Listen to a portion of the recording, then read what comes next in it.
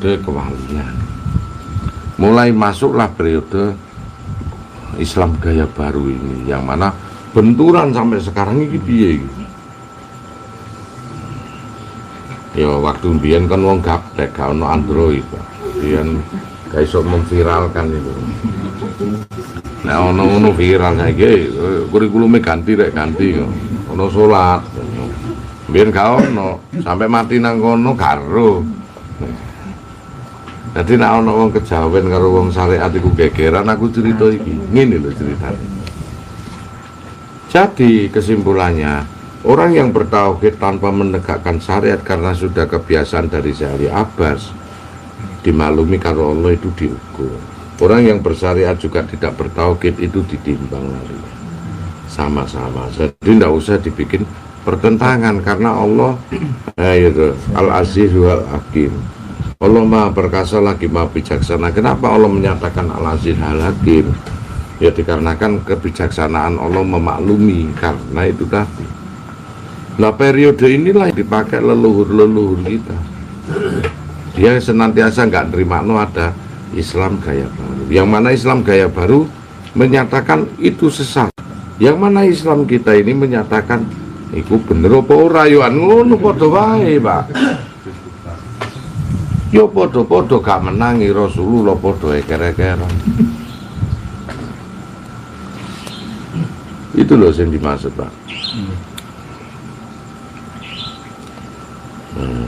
Makanya kita ini mengambil dua, jangan meninggalkan syariat pun juga jangan meninggalkan tauhid. Alat untuk bersyariat raga ini, alat untuk bertauhid rasa kita tasawuf. Jadi nak luru-lurunya ada jangkep sesuk sempurna mati. Nah, disitulah kadang-kadang manusia itu tidak paham.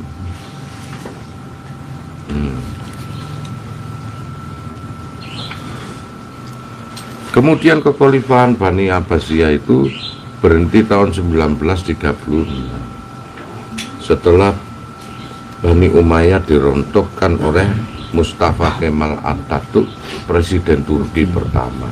Sing mati ini gak diterima bumi. Berarti dipendem diuncal sampai ke nang Rusia dipendem diuncal meneh, pendem nang salju diuncal meneh.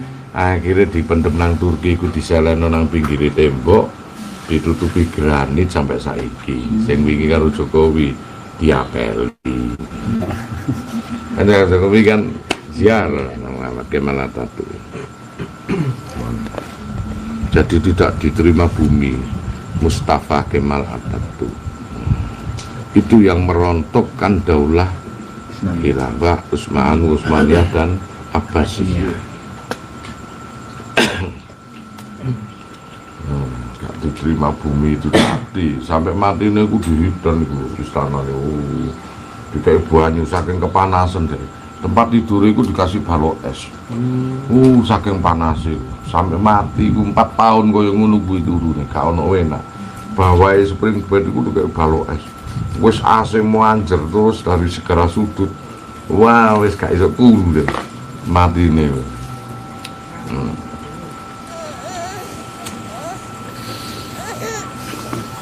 Urip gak urip, mati gak mati. Gak enak urip.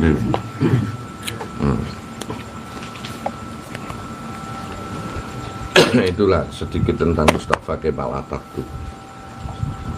Seorang yang pendolim, pendusta agama, yang mana Turki saat itu adzan tidak diperbolehkan.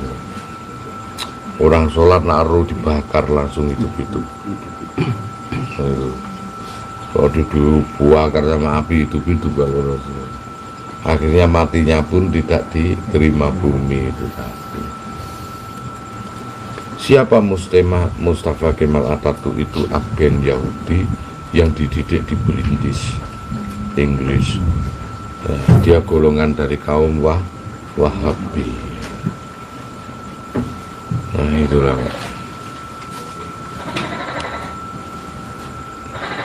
Wahabi guru teko.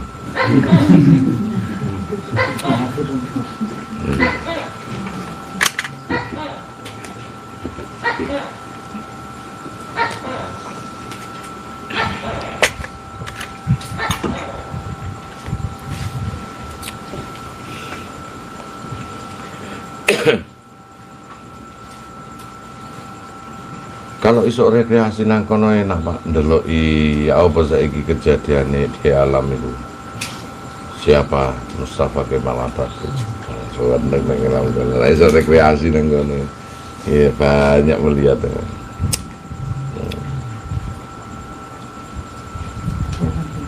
Bagaimana Fir'aun hidup di alam sana itu. Wah seneng kalau bisa rekreasi.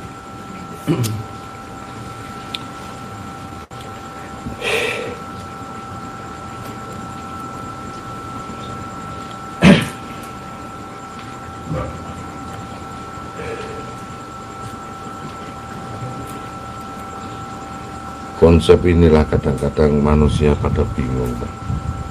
Yang mana memahami hakikat kehidupan itu dari dalam, bukan dari luar. Yang mana syariat itu dikerjakan juga dari dalam. Karena orang rukuk sujud itu efek dari dalam. Karena dari dalam kita mau membaca itu, kemudian mengaplikasikan lewat suara, hingga berdoa subhana rabbiyal hatimi wa bihamdi, maha suci engkau ya Allah, dan engkau lah yang maha agung. Secara tidak sadar reflekslah badan kita untuk rukuk subhana rabbiyal a'la wa bihamdi, yang di dalam hati itu menyatakan begitu, kemudian dilisankan lewat lisan, didengarkan sendiri, maha suci engkau ya Allah, dan engkau lah yang maha tinggi. Maka secara refleks badan kita sujud. Berarti badan kita ngikuti itu karena memang bagian dari jiwa ngikut. Lucunya situ terjebak batinnya kok ngikut badan. Nah, lucu. Itulah konsep khusyuk tidak pernah ada, karena khusyuk timbul dari dalam diri. Nah, you berangkat ke sana kemari kan karena pola yang ada di dalam diri yang disebut pikiran. Aku ingin ke sana, makan sana, pikiran gitu. Kemudian reflekslah badan kita untuk bergerak ke arah sana. Akan berarti badan halus kan harus jadi imam.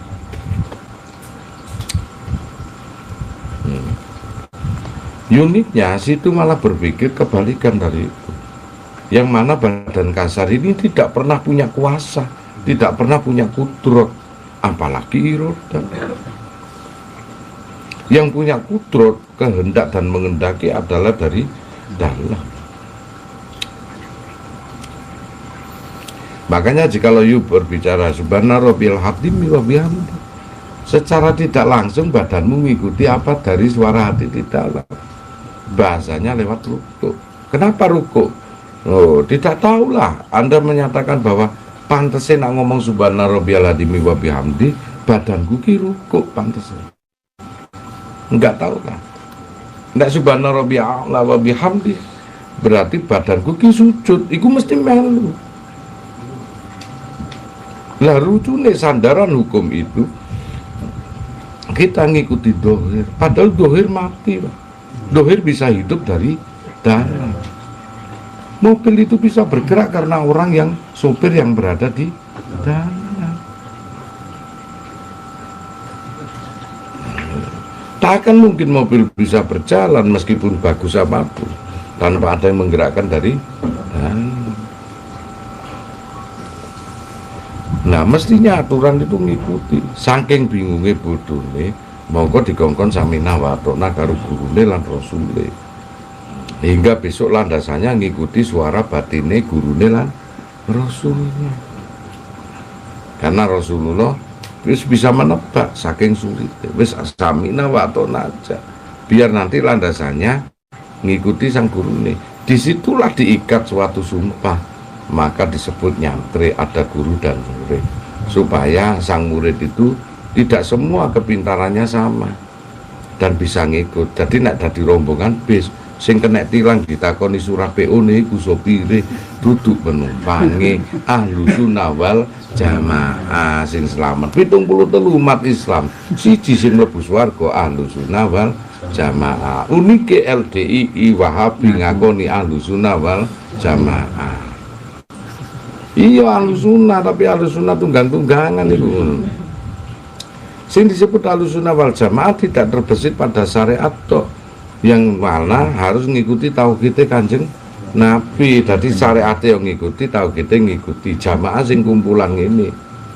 Nah besok ini saring mengikat tangan kita ini yang dinamakan Yaumul Mizan, hari penghisapan, bukan sosok yang ditimbang amal kebaikanmu, bukan seperti itu.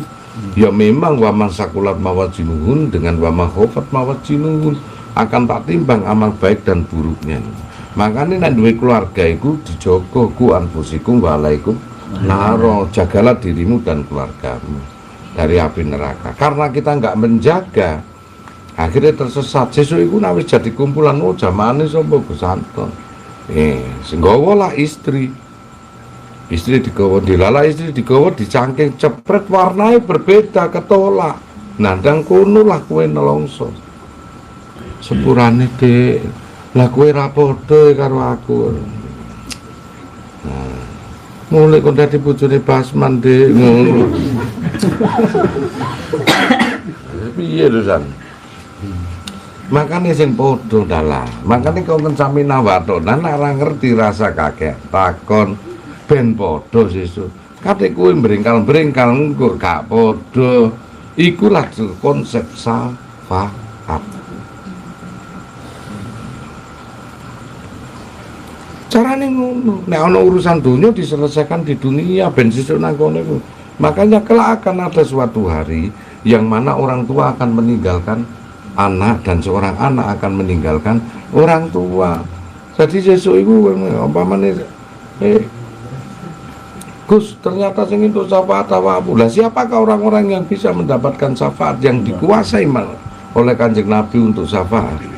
Yaitu orang-orang sing memegang tauhid, sing mengenal Allah, diberikan landasan syafaat. Dalam suatu pengadilan itu, kalau kita diadili di pengadilan negeri, sik gak nrimakno syafaate nang pengadilan tinggi provinsi, sik gak nrimakno nang pusat mahkamah agung baru teko Rasulullah.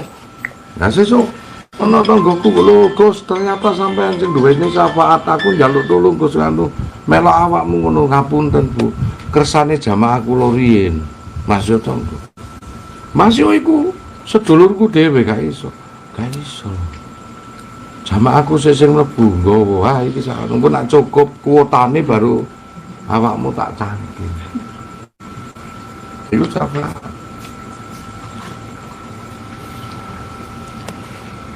Udan tangis kowe nang kono. Gus iku bojoku iku anakku kawenan mlebu kabeh kawenan jamaah. Dilala bojomu ana urusan karo kowe gurung diselesaikan, ora iso mlebu sak nang lingkaran syafaat iki. Piye Gus, bojoku gak enak. Gak iso. Tolong ae kongkon nang guruku. Layu bojomu ndoleki guruku. Bek isok nampung kuotane lan warnai isok mlebu. Saat kejadian hari seperti itu tega aku. Ayo, tega kowe. Kon baru inget bagaimana Nabi Nuh itu nulungi bojone saat kecemplung. Ora iso, saumur hidupnya nangis Nabi Nuh. Tega kon saat itu. Dilepokno ora padha warnae, tolong diculno Mas. Tolong bojoku ora iso, salahmu apa kowe? Sampai aku iso ndidik muridku teko bijaksana. Semakin bijaksana kita ombo syafaate. Jadi menungso iku nek semakin bijaksana Rahman Rahim sang gurune ombo syafaate bakal iso nrimo. Dan iya kaya sing kono Monas iku ora tau bijaksana mentungi warung ngono. Ketokane akeh ning ciu.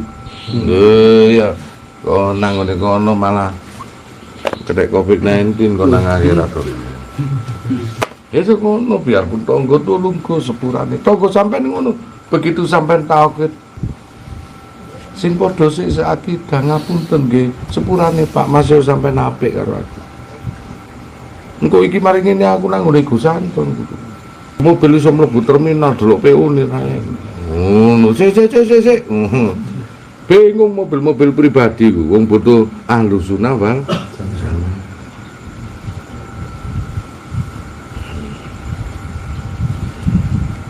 ketulo-tulo kon ribuan tahun.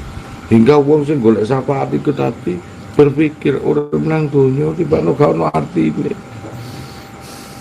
Aku mek 80 tahun ngerkoso saiki. Jaman biyen urip kabeh. Lho ya opo sih kon? Jamane Nabi Nuh sing wis ditenggelam urip kabeh. Watuk.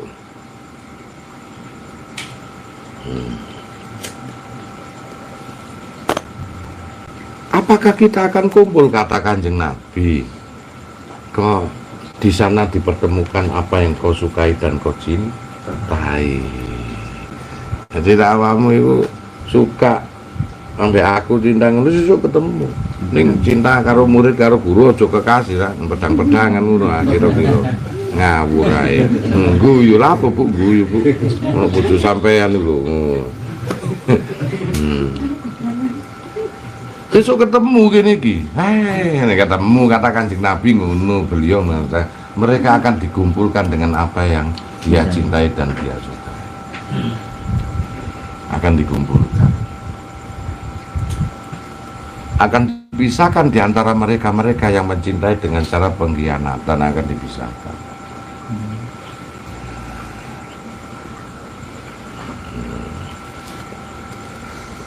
Nah disitulah cara Allah membawa ahlu sunnah wal jamaah ini selamat ya. Carilah guru yang bisa sanate nyampe ke Rasulullah. Paling tidak dia pernah bertemu Rasulullah.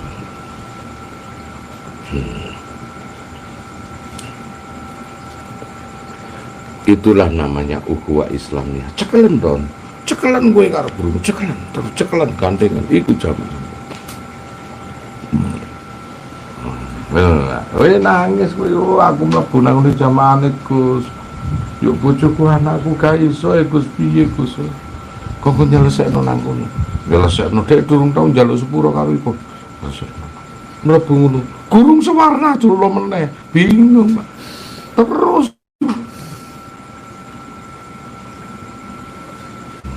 Terus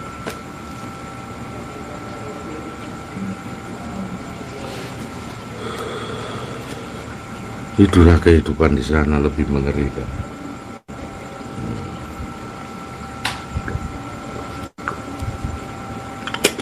Aku tenang nang jero bis. Ayo rek ting-ting. Supirnya semaput. Tak ganteni iki.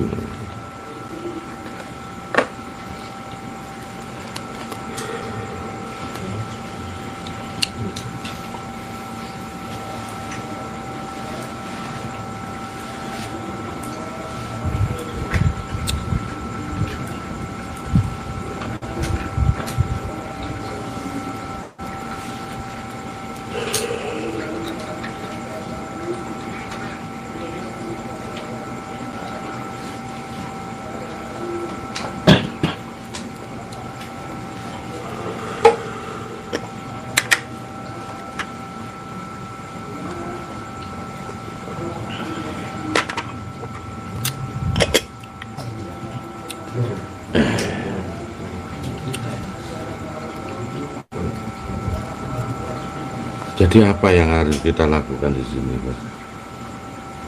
Kita ini hidup ini berbeda-beda, makanya fastabiqul khairat untuk bisa saling mengenal satu sama lain. Karena perbedaan ini yang dicari adalah kesamaannya.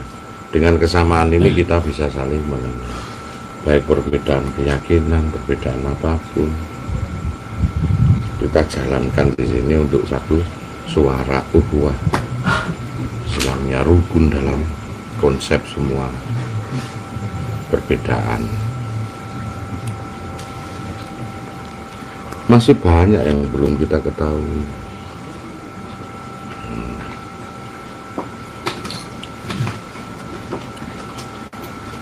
Apa sesuk ya dijaluk itu lu karo Bro. Tolong Mas. Karena punya aura tersendiri, sinyal sendiri sapa wong sing iso ngeki syafaat. Dirimu akan memberi syafaat anak istrimu, adik perempuanmu, kakak perempuan, dan ibumu. Masuk.